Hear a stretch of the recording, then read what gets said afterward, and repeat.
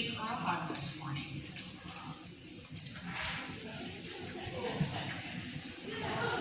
That's very formal. I'm used to something so formal.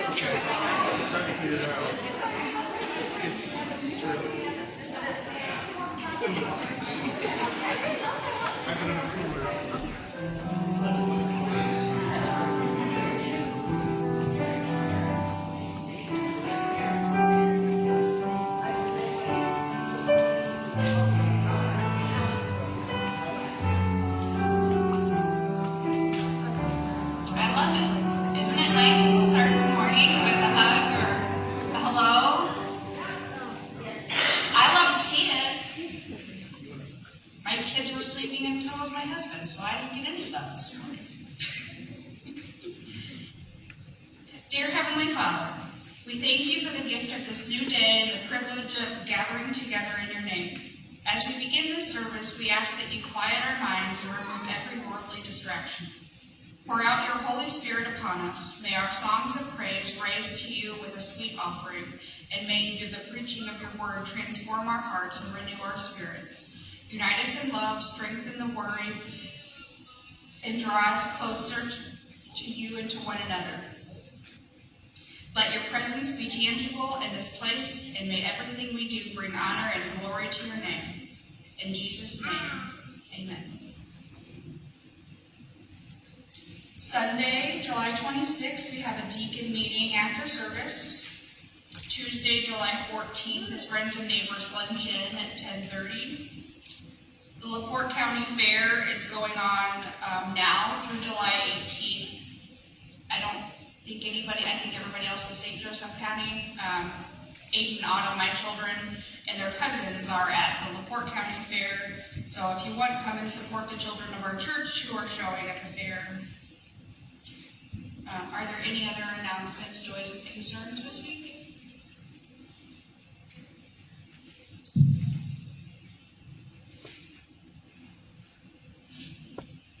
Two things. The Marshall County Fair will start on the 18th and run to the following Friday. And the Barton family, which much of you know, have a couple of kids in there yet. And then our granddaughter, it's her last year, so it's her 10th year in 4-H, which I'm kind of glad about. The other thing is, Mom is doing much better. She is able to be weight-bearing on the right arm. She is allowed to use a walker in her room to get out of the recliner and go into the bathroom and back with a staff present.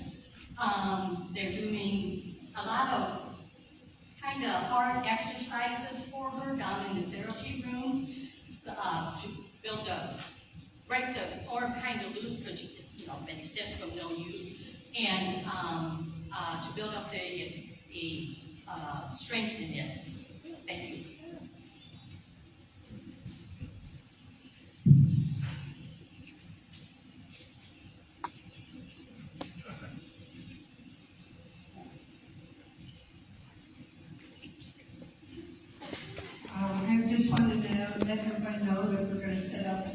o'clock this afternoon for friends and neighbors where we decorate the table.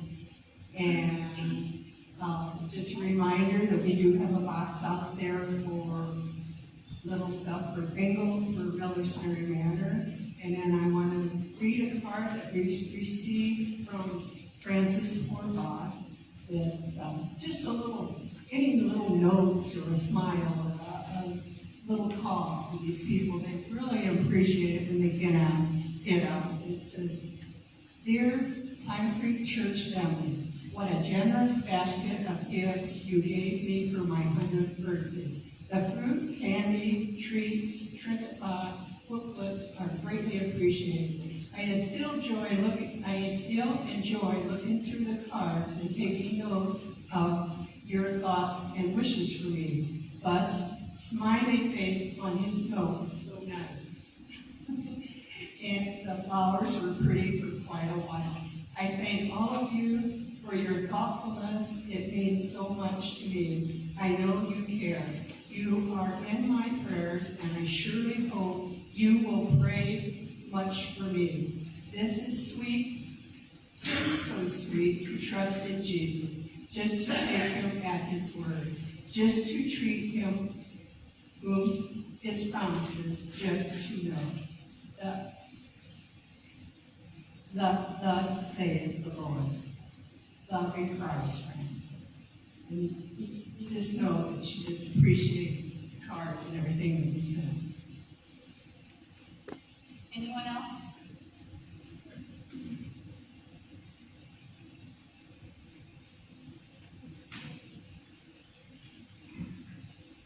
So prayers for a safe fair for this week and next week for LaPorte and Marshall County, that we have, we're going to have heat for sure, but that everyone and the animals stay safe.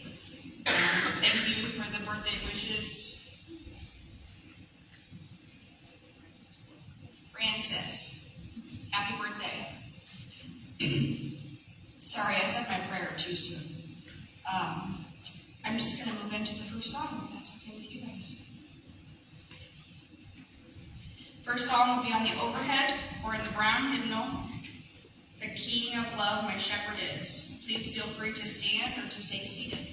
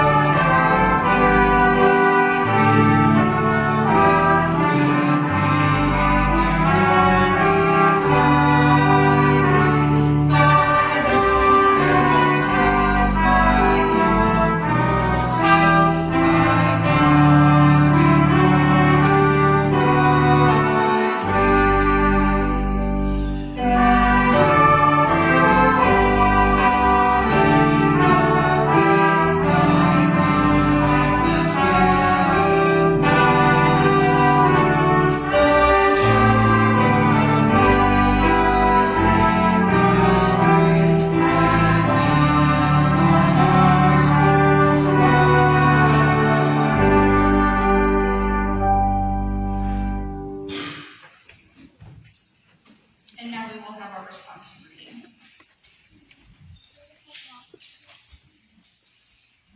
we just sang is one version, one setting of what we'll read together, Psalm 23.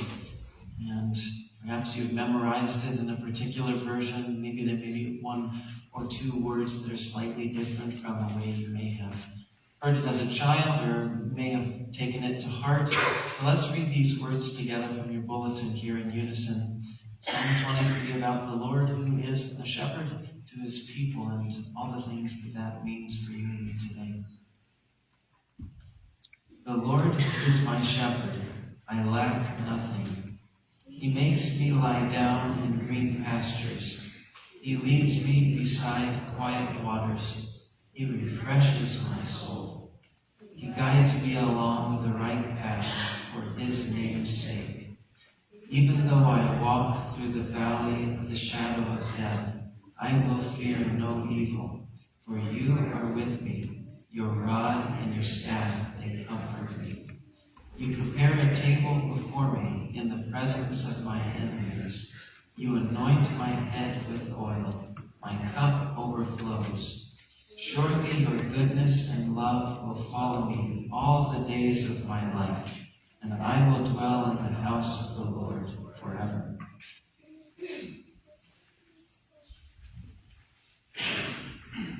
Please stand and join me in singing our next song, I Am Forever Grateful, on the organ.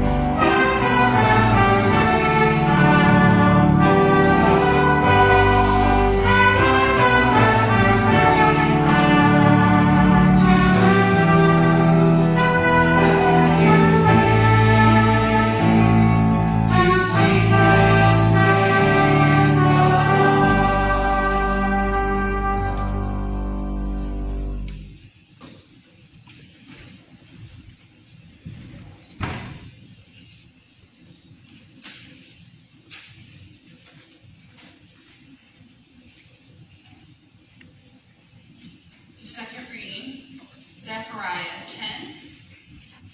Ask the Lord for rain in the springtime. It is the Lord who sends the thunderstorm. He gives showers of rain to all the people and plants of the field to everyone. The idols speak deceitfully. Diviners seek visions that lie. They tell dreams that are false. They give comfort in vain. Therefore the people wander like sheep, oppressed for the lack of a shepherd. My anger burns against the shepherd, and I will punish the leaders, for the Lord Almighty will care for his flock. Woe to the worthless shepherd who deserts the flock. Awake, sword, against my shepherd, against the man who is close to me, declares the Lord Almighty. Strike the shepherd, and the sheep will be scattered.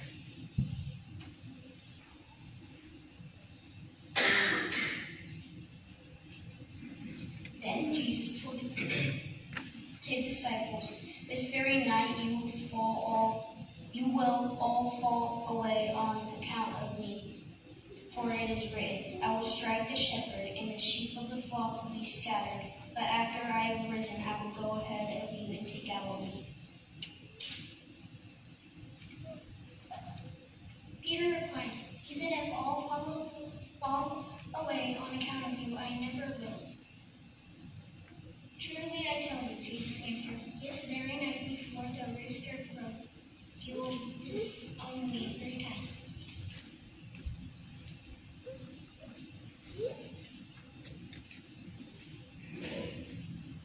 Please stand for Savior Like a Shepherd Lead Us on the overhead or in the brown hymnal, number 365.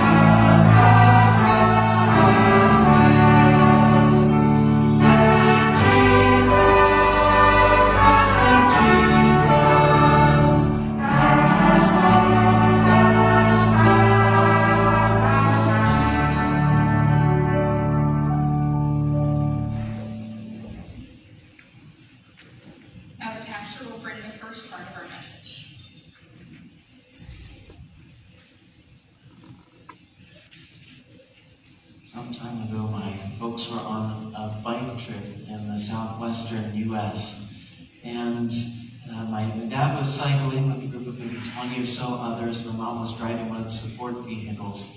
And the way that the organization operated was that the group would stop each evening at a church that would be willing to host them. They unload their sleeping bags from the support vehicle, maybe get a shower at the church if they have those facilities, and then sleeping bags on the floor to pick up and do the next thing the next day. Well, it was the end of a long, hot summer ride in maybe Nevada, California, somewhere in that neck of the woods. And the riders had arrived at the city where they were planning to spend the night. They discovered that maybe the place where they were expecting to stay, nobody was expecting them. And it was a church they were planning to stay at. It was a Saturday afternoon, and the lights were off, the doors were locked. They started making some phone calls.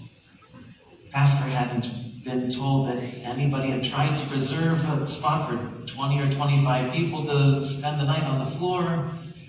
They were scrambling, and people were hungry, ready to get a shower, ready to have some dinner and get some rest after 80 or so miles of biking in the heat. There was frustration that evening, people waiting a long, long time to try to just get lodging.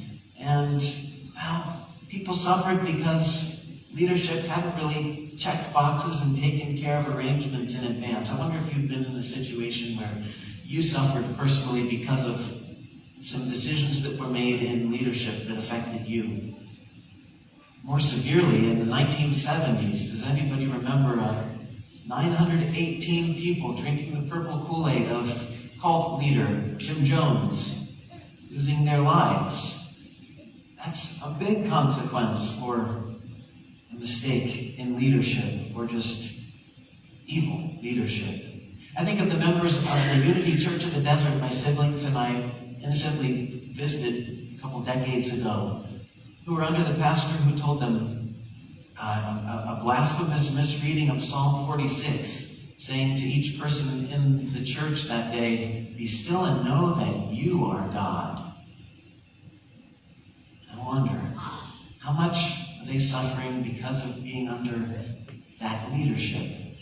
Zechariah the prophet, in our reading today as we're going through this book of the Bible, in chapter 10 and 11 and 12, he's writing to his people, he's speaking to his people who don't really have a leader. They've come back from exile in Babylon, they're in their homeland, but they don't have a king like they used to. And so there's this leadership vacuum, and even before they were in that position, before they went into exile, they weren't much better off, because we learned that, well, it was the kings who really got them into trouble in the first place, leading the rest of their citizens down bad paths to destruction. Kings like Jeroboam, who sets up golden calves in the northern kingdom and tells his people, "Worship these, don't go down to the temple of the Lord in Jerusalem."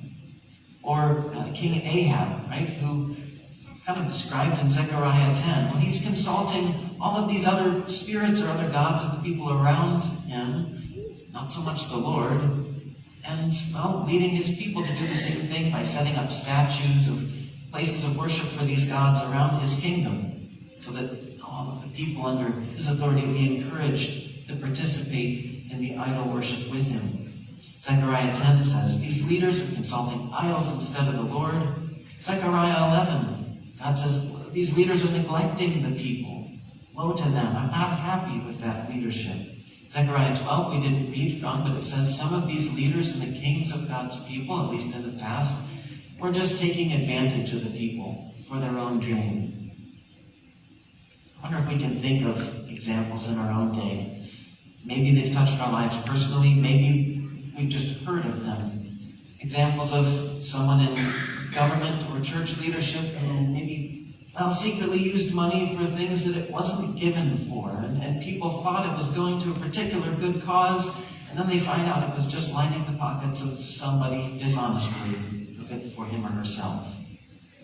Or students, I don't know, maybe we're aware of some so-called influencers online, right, who have a platform and they tell us things like, I love you even more than your own mom and dad, and I really care for you, and I'm going to be there for you. And people start to follow them and listen to them and live by their advice, and sometimes it really leads to a bad place that just destroys those who listen to the advice. And do you really believe the words that Such influencers love you more than your own family when really they get money from you watching their videos and they don't even know your name. There are a lot of examples still of leadership that can take us in a bad direction. There are many people who will be willing to lead us if we're willing to be led. And there will always be some leaders who are not in it for our sakes by any means, but in it just for themselves. So we have to be careful who we're following and who we're allowing to lead us. But thankfully, we have some better choices and better options, don't we? Look at Zechariah chapter 10, verse 3 in your bulletin insert. God says, I'm not happy with some of the people who are leading my people. They're taking advantage of them, or they're leading them in ways that, well, they dishonor me, and then they end up leading the people to their own destruction because they've been turned against me by their leaders. And so God says, I'm angry with that. And what I'm going to do is, I'm going to come down and shepherd my people myself. I'm going to care for my flock. I'm going to lead them in the way they should be led. Again, he says in Zechariah 13, verse 7 through 9, I'm going to come. I'm going to take care of my people. I'm going to lead them. I'm going to be sure that they're guided in a way that leads to their flourishing, where they're close to me, they're loving me, and they're loving each other. Well, did the Lord make good on his word? He said he was going to come and shepherd his flock. He was going to take care of his people. He was going to be their leader. Did you do that? Yes, he did. Jesus comes to earth. He says, I am the good shepherd. He announced himself as the good shepherd. Oh, what does Jesus say about the shepherds who came before him? He said they were thieves and robbers, and, well, they were just hired hands who didn't care about God's people. What makes Jesus the good shepherd? He's almost the opposite of all those things, isn't he? He cares for the weak. He heals the sick and the injured, and he does that on a physical level when he just heals diseases and sicknesses. He also heals spiritual and mental illness and injury and burdens. He comforts, he heals, he restores. What did we sing in some of our songs already? But he came to seek and save the lost. That's a shepherd image, isn't it? Of the shepherd knowing one of his sheep has strayed, and so he goes out and finds it. Jesus said in Luke 15, that's kind of what he was doing. He came to seek and save the lost, and he was seeking those ones and bringing them back in. Well, the shepherds before him didn't do that. Jesus comes and he seeks those who are lost in sin and far from God to bring them back. What about his attitude and his approach toward the people he leads? Does he come just to gain something for himself at our expense? Some of those leaders in the prophet Zechariah are described as just feasting on their own flock. They're like eating the sheep, getting their fleece, keeping themselves warm with the wool. What does Jesus the Good Shepherd do? Well, instead of sacrificing his sheep for his own gain, sacrifices his own life for his sheep, for his people, out of love for us. He said, I lay down my life for the sheep, his own words, as the Good Shepherd. And he also gathers the flock together. He said, I've got sheep who are here, and I've got some who are scattered far and wide, and I'm going to bring them all together and be their leader. All of them unified together under me. And so all these things taken together make Jesus not just a good shepherd, but the good shepherd that Zechariah prophesied was going to come to earth and lead his people. Praise God. So we might ask ourselves this morning, well, whom are we following? Who are we listening to? Who are we taking our cues from? Or whose advice is it that's really guiding our everyday decisions and the things that we're choosing to do most often? Are we trusting Jesus?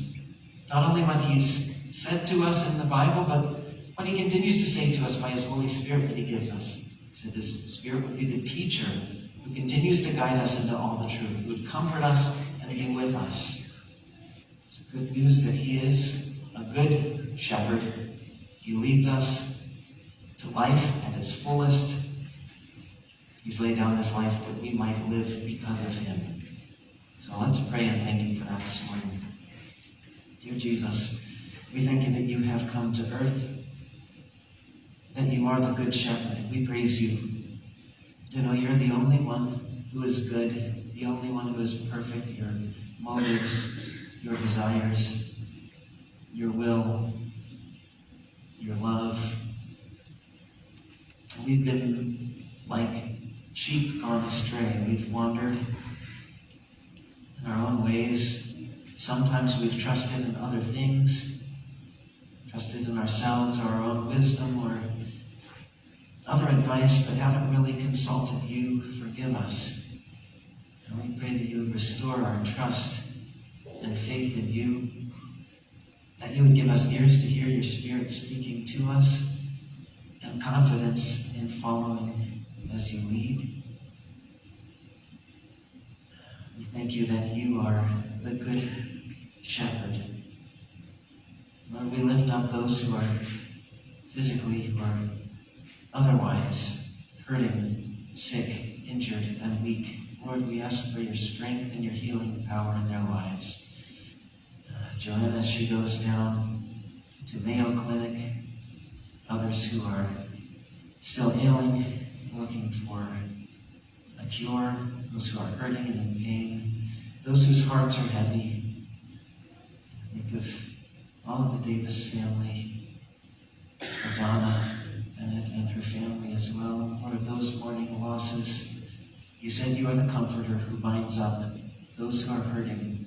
And so we ask, show yourself the Good Shepherd to them. And for those of us who are seeking direction and guidance in our lives, what should we do? How should we serve you? How do you want to use us? And we ask that you would guide us and help us to recognize your guidance in our lives. We thank you that you are the teacher, the guide, and the leader.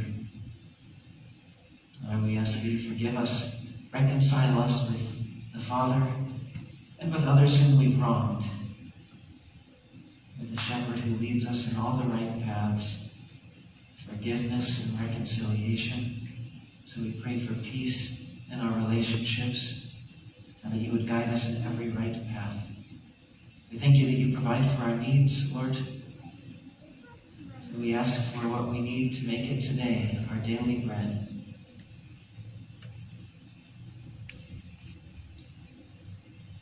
And Lord, give us victory over evil. You care for your people. You lead your people in victory. So give us a share in your victory this week, because yours is the kingdom and the power and the glory forever.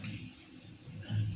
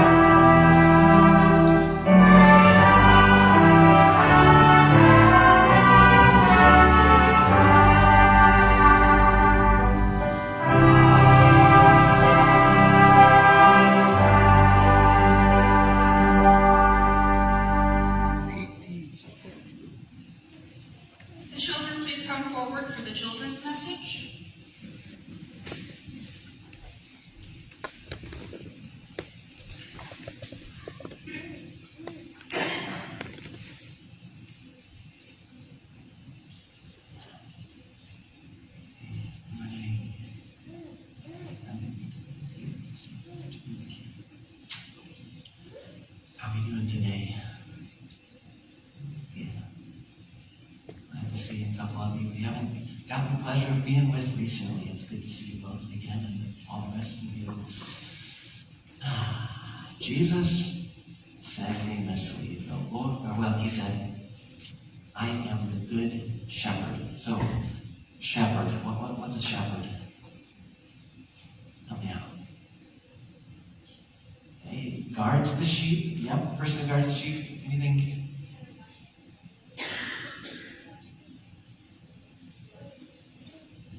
Watches over, I guess, some sheep or maybe some other animals as well. So what are some ways that Jesus is like a shepherd? We're not animals, we're people. What are some ways that Jesus is like a shepherd to us? Next. Guides us. How? You're right. Helps us make decisions. Yeah, and can you keep going? I mean, how does that work? Anybody trying to make a decision and there's a time you can remember where Jesus just gave you what you needed to make that decision? Yeah? Do you want to share or just you're remembering? You don't need to. Yeah. Sometimes he can speak to us with, a voice that we don't hear with our ears, but we know that he's said something to us. Or just when we're reading the Word and what Jesus has said in the past, we'll be like, okay, when we get in certain situations, I know Jesus said to live this kind of way, or to do this kind of thing, and not that. So, Jesus guides us, he leads, he says he would provide, he'd preserve us, he'd give us what we need to live, and he also said he was going to give us what would help us live the very fullest life. He said, I came to give people life to the fullest. Sound good? Would you like life to the fullest? We get life to the fullest by getting Jesus and being with him and knowing him. So, we started out this morning with that psalm that says, the Lord's my shepherd.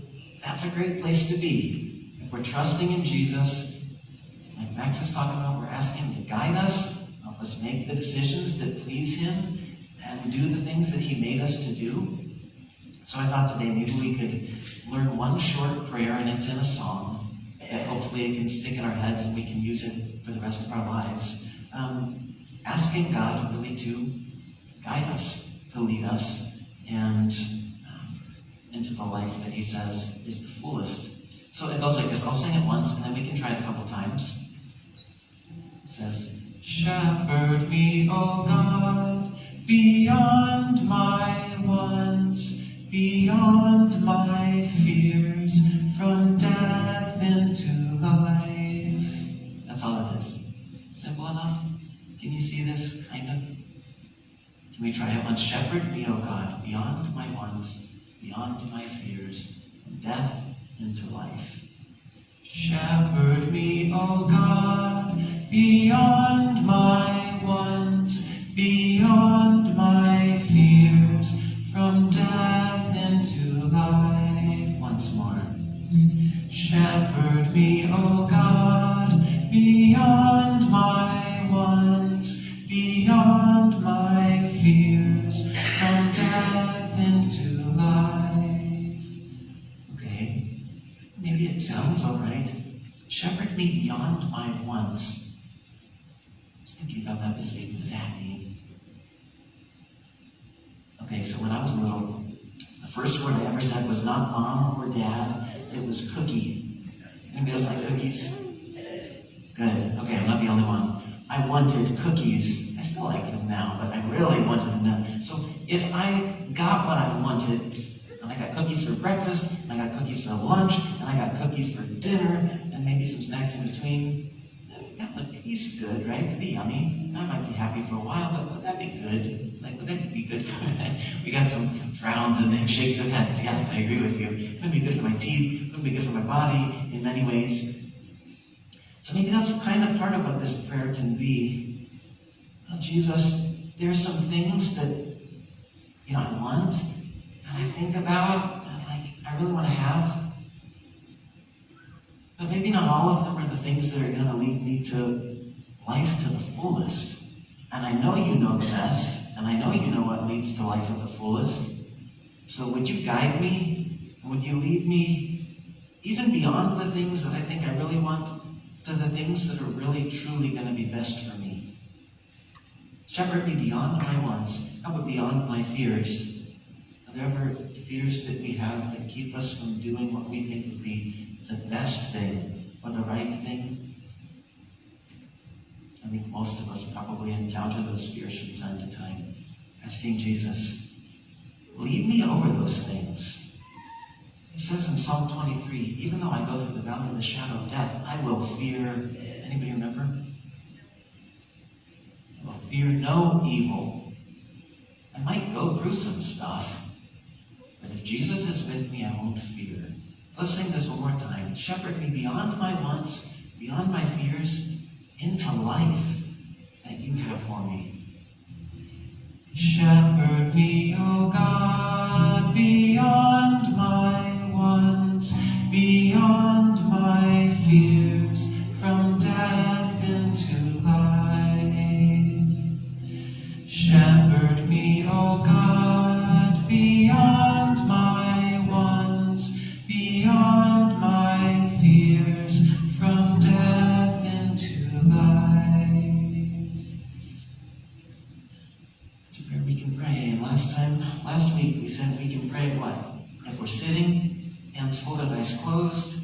If we're standing, hands up, eyes open, looking toward heaven. If we're kneeling, if we're walking along, if we're on a boat. Pray those things anytime. Should we pray either kneeling or standing today? Try one of those things that we thought about last week. What do you think? Which one, Max? Kneeling. All right, let's kneel to pray. If you got a room, you can do one knee or two knees. Anybody be willing to pray for us for us today? Okay, I'll pray for us. Dear Jesus, we thank you for each young person that you've blessed us with the chance to be with this morning. We pray that you would bless them, that you would grant them to know you by experience, to hear your voice and know that it's you when you're speaking, that you would help them trust your guidance and follow it, that you would bless them, fill them with your joy and peace, and always lead them in the right paths. Thank you for them, and thank you that you are the good shepherd. In Jesus' name, amen. Thank you guys so much. Kids, before you go, when God talks to me, he does not let me think of anything else except for what he wants to say. So I have an assignment for you guys before next week. It's to watch The Sheep Detectives and relate that movie to how God is the Good Shepherd. Yeah. Thanks, guys.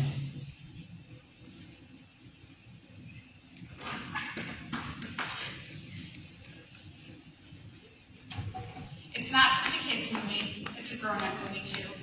I enjoyed it a lot. And it relates a lot to our sermon today. Now our deacon's word of encouragement brought to us by Tim.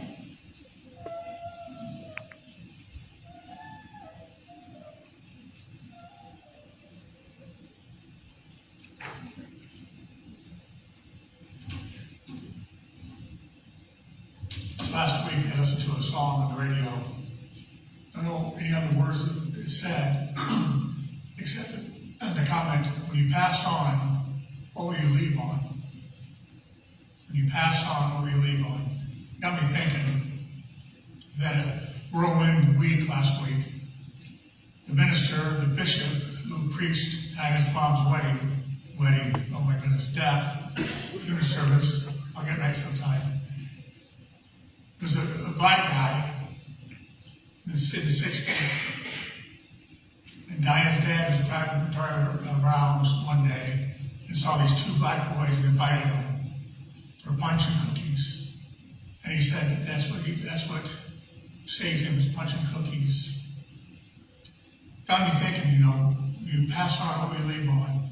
I have a book called The Seed by John Gordon. Fantastic book. Talks about Josh, a businessman who isn't sure where he's going to go. And so he finds himself in a field with an old farmer who gives him some seeds. And says when you plant these, when you find the right place to plant them, you'll know what you're going to do. So I just, think about all the parable of the sower. Some fell on barren land, some fell on rocks, came up quickly, got choked out. Some fell on good land. I found this poem I want to share with you. You may not see them year to year, but the seeds you plant are growing here. Every kindness, every try becomes a bloom beneath the sky. The work is slow, the signs are small, but trust the roots beneath it all. They spread in silence, far and deep, and guard the dreams you choose to keep. So keep on planting, rain or shine. The harvest waits at its own time. And when it comes, you'll understand the power of seeds in your own hand. We all meet different people. We all say different things to do. Always keep in mind, you may be the only Jesus some will ever meet.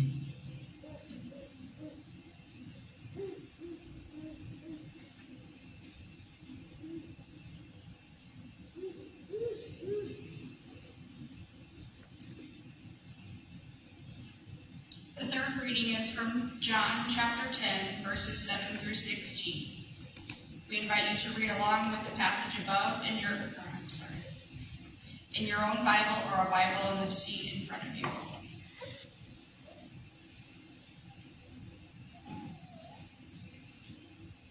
Therefore Jesus said again, "Very truly I tell you, I am the gate for the sheep. All who have come before me are thieves and robbers, but the sheep have not listened to them. I am the gate. Whoever enters through me will be saved. They will come in and go out and find pasture. The thief comes only to steal and kill and destroy. I have come that they may have life and have it to the full. I am the good shepherd. The good shepherd lays down his life for the sheep. The hired hand is not the shepherd and does not own the sheep. So when he sees the wolf coming, he abandons the sheep and runs away. Then the wolf attacks the flock and scatters it. The man runs away because he is a hired hand and cares nothing for the sheep. I am the good shepherd.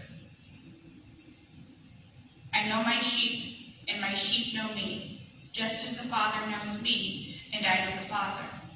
And I lay down my life for the sheep. I have other sheep that are not of this sheep pen. I must bring them also.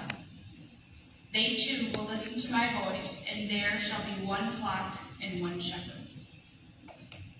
And now Pastor will bring the second part of our message.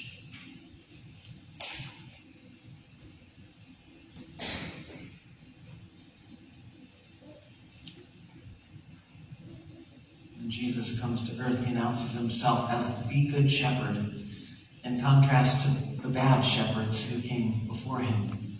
Gospel writer Mark wants us to see that Jesus is indeed the good shepherd of his people. He writes in Mark chapter 6 that a crowd of people has gathered together, and Jesus looks at them and he sees that they look like sheep without a shepherd, kind of in need of a leader who will care for them, who will provide for them, who will guide them to live the life God's created them to live. Well, what does it look like if a good shepherd has a big flock of sheep in a kind of remote area and they don't have anybody to take care of them?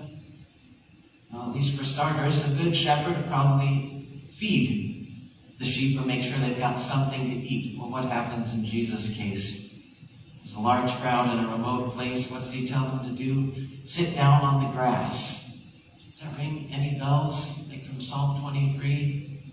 He makes me lie down in green pastures. Here's Jesus, the good shepherd. There's a crowd. What does he tell them to do? Sit down on the grass. And what does he do next? 2 fish, multiplies, feeds everybody, 5,000 and then some. Mark is saying, yeah, he's the good shepherd. Sometime later, after riding into Jerusalem on a donkey in fulfillment of Zechariah 9, it says, your king is coming to you, riding on a donkey, gentle, humble. Jesus announces to his disciples, Phil's picture keeps coming up. You're right, it's at the Last Supper. Jesus announces to his disciples that that night he's going to be arrested, and that's going to lead to his death. He quotes Zechariah chapter 13, verse 7, and it's a little bit odd, but when I think about it together today as we're going through the book of Zechariah and trying to think, Jesus said all the Old Testament is pointing to him, and it finds its fulfillment in him. So why does Jesus bother to specifically quote this little passage from Zechariah chapter 13, his last meal with his disciples? Jesus tells them, Matthew 26, verse 31, this very night you will all fall away on account of me, for it is written, I will strike the shepherd, and the sheep of the flock will be scattered. So why does Jesus bring this scripture quotation in to his Last Supper with the disciples? And how might this quotation from Zechariah shed light on what's going on here in this moment with Jesus and his disciples? Richard Hayes, in his book Echoes of Scripture in the Gospels, suggests that Jesus is citing this passage to put the events coming that evening on parallel with some events in Zechariah's day. To say that, well, in Zechariah 13, there's this future-looking word about, well, God kind of striking one of the leaders of his people who's not doing a good job and he's leading them astray. And probably to most Israelites, if your king gets struck down, this does not look like a good thing. And how could this be of God? Oh, isn't the king like God's anointed? And so, well, if the king is struck, this must be a really bad thing. And how could God let this happen? And those kinds of thoughts might start circulating. But Zechariah says in chapter 13, verse 7, that actually it was going to be God's work. It was going to be God's will. And by striking this shepherd of his people, God was going to reclaim his people. He was going to refine them. He was going to gather his remnant back together, and then he was going himself to be their shepherd. And so Jesus might be kind of trying to say here, what's about to happen tonight, I'm your leader, you're my followers, I'm going to be struck, I'm going to be taken away, eventually I'm going to die, and you're going to scatter, you're going to abandon me. And how could that look like anything good? How could that look like something God is working in? That looks like evil's defeating God. That looks like evil is winning and good is weak. And this is kind of the end. And maybe God's salvation plan isn't going to pan out like we thought. But Jesus says, no. What's happening tonight, what happens to me, it's not outside of God's will. In fact, this is God's way of bringing salvation to his flock. It's God's orchestration. It's not me being overpowered and tricked and somebody arresting me against my will. It's also God the Son fully cooperating and agreeing that this is the way to take care of God's flock and bring salvation. If you have your Bibles, Zechariah chapter 13, verses 8 and 9, you didn't read in your bulletin insert, but they go on a little bit.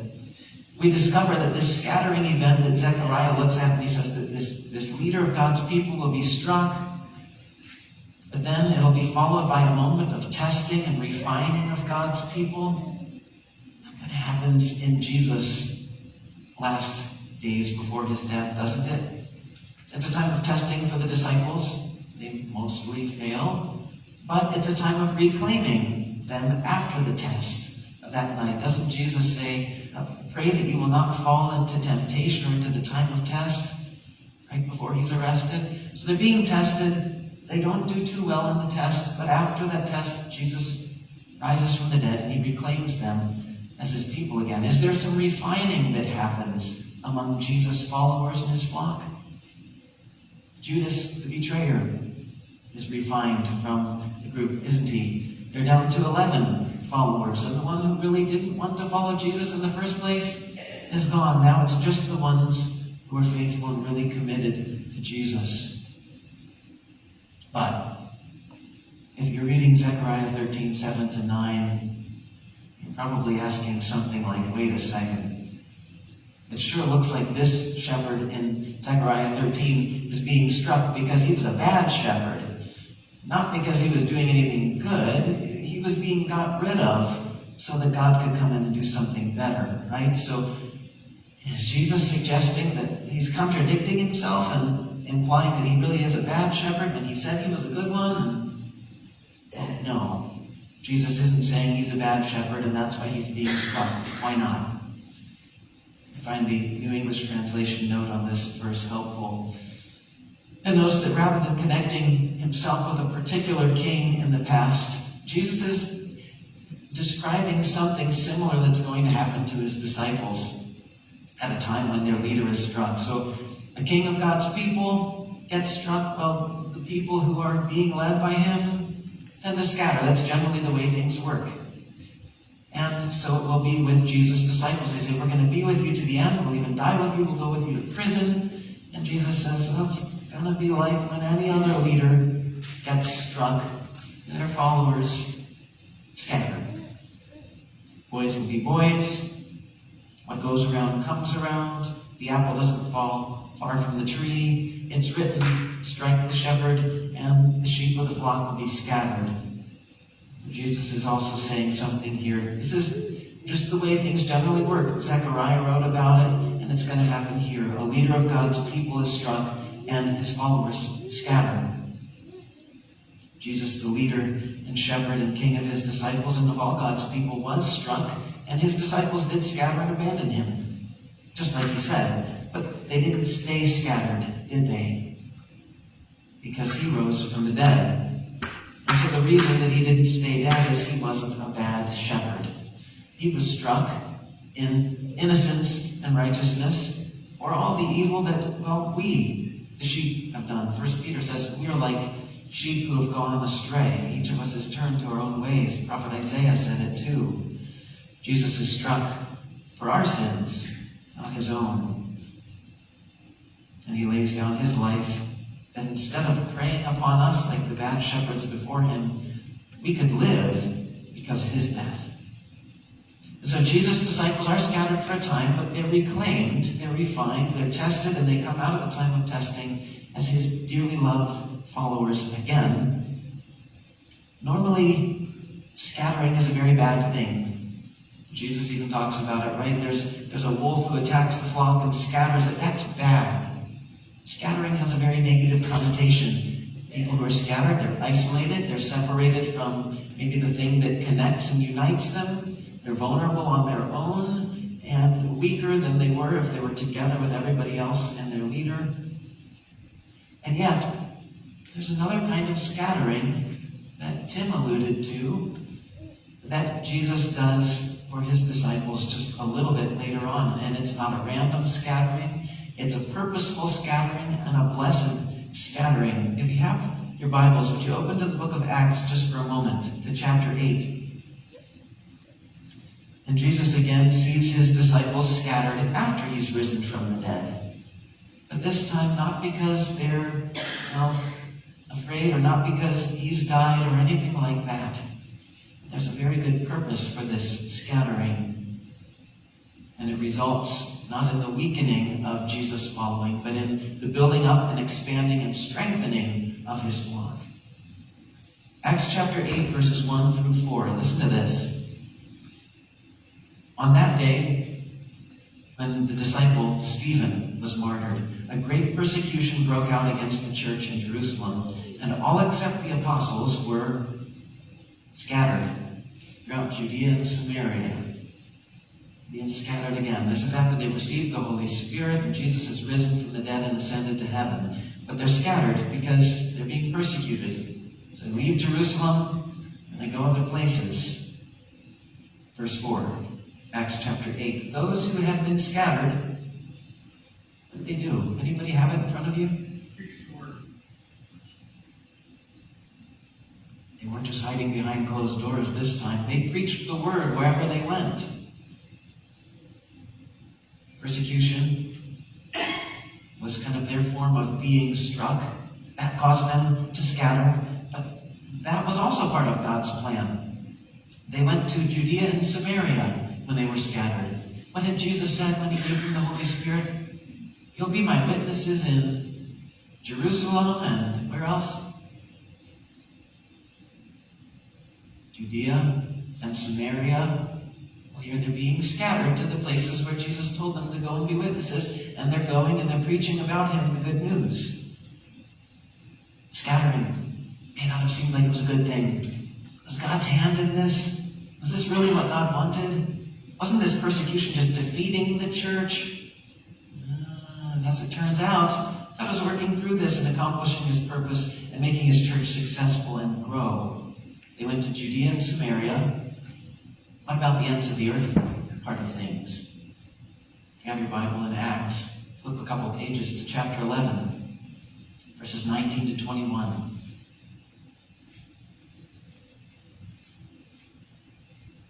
Now those who had been scattered, again, by the persecution that broke out when Stephen was killed, traveled as far as Phoenicia, Cyprus, and Antioch, spreading the word only among Jews. Some of them, however, men from Cyprus and Cyrene, went to Antioch and began to speak to Greeks also, telling them the good news about the Lord Jesus. The Lord's hand was with them, and a great number of people believed and turned to the Lord. Just like Jesus said, I've got some other sheep who aren't part of the Jewish sheep pen. I'm going to bring them too. And just like Zechariah said, a good shepherd, when God comes and shepherds his flock, he's gonna bring people. In fact, he's gonna shepherd the whole world. People from everywhere are going to be part of his flock. And that's what's happening here. And the disciples are scattered. It's like seeds on a field, scattering with the intention of having a great harvest, and that they're going to grow and great things are going to happen, not being scattered to die and be weak and defenseless and sit there without a purpose, hiding and hoping for things to change. And so even when Jesus' disciples felt like they were being scattered, or maybe it appeared to others like they were being scattered in a way that, wow, this can't be God doing anything good. No. God was working through that to grow his kingdom bigger and better and stronger everywhere they went. And their Savior was with them everywhere they went, leading them, guiding them, because the Holy Spirit of Jesus was inside of them. And so they weren't alone, they weren't away from their shepherd, even though Jesus had ascended to heaven and they were separated from each other.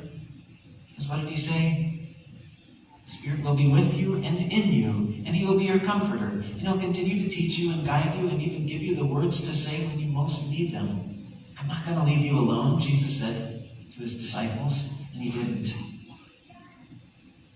And so their shepherd continued to lead them even when they were scattered. And the things that felt like bad scattering were actually the outworking of God's great purposes for the world and for his disciples. So how is Jesus a shepherd to us? Maybe you can think, how has he been a shepherd to you personally? Or how would we respond to Jesus in light of the kind of shepherd that he is? And what he said he will be for us, he has done for us. We worship and praise and thank him. Listen to his voice. Seek to listen even more. Or maybe you're in a position this morning, or you have been before, where you feel like you're in a place of a scattering or being struck. And it's hard to see, well, is God working in this situation? Because it kind of doesn't feel like it, or it's hard to tell. Is good going to come out of this? Maybe your plans have been disruptive.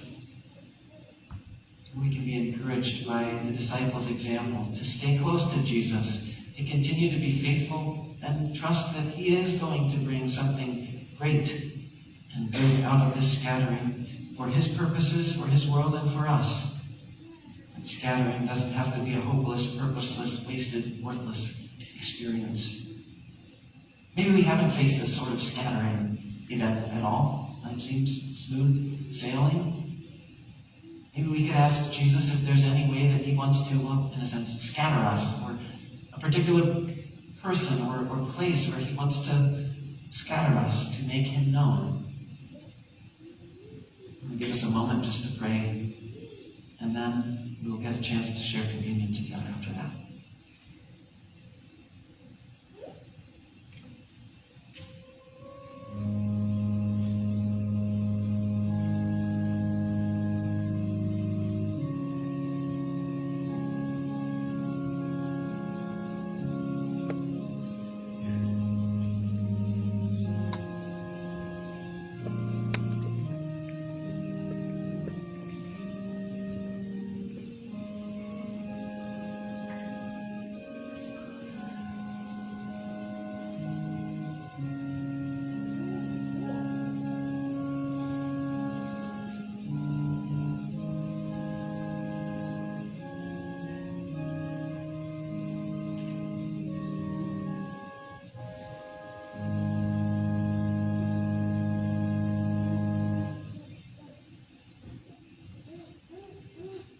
Zechariah and several of the prophets of long ago described the evil kings of God's people as shepherds who were kind of eating their own.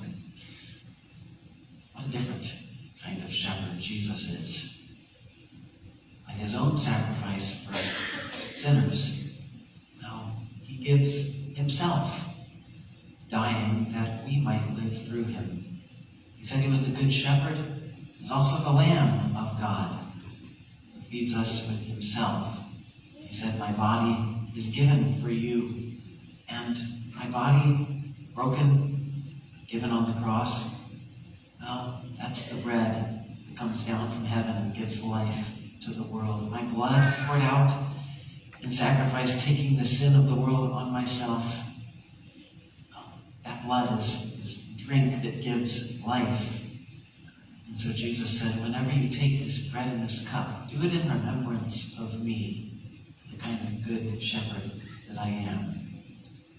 And so if we have ushers that would come forward this morning and wait on us and distribute the bread and the cup.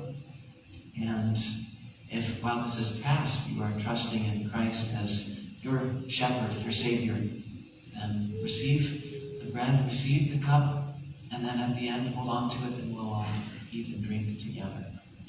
We have a couple people who could help me pass that out.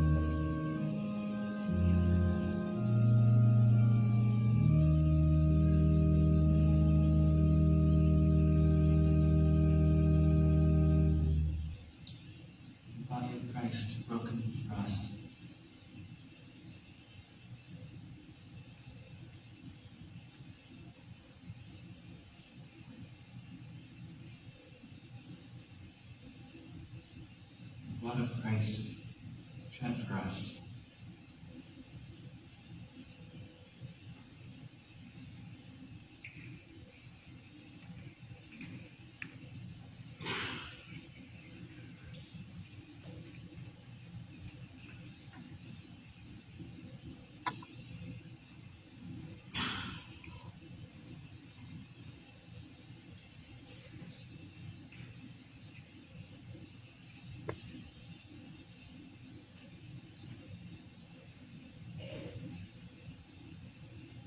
It's good to be in the presence of our Good Shepherd today, to receive his gifts to us. His word, his spirit, his presence, and his bread and cup. And so now as we prepare to go out into the world, we want to be looking for how God might want to send us or scatter us to particular places in fruitful ministry and service to him. Our final hymn is in the ground, number 496. Let's stand and sing it together.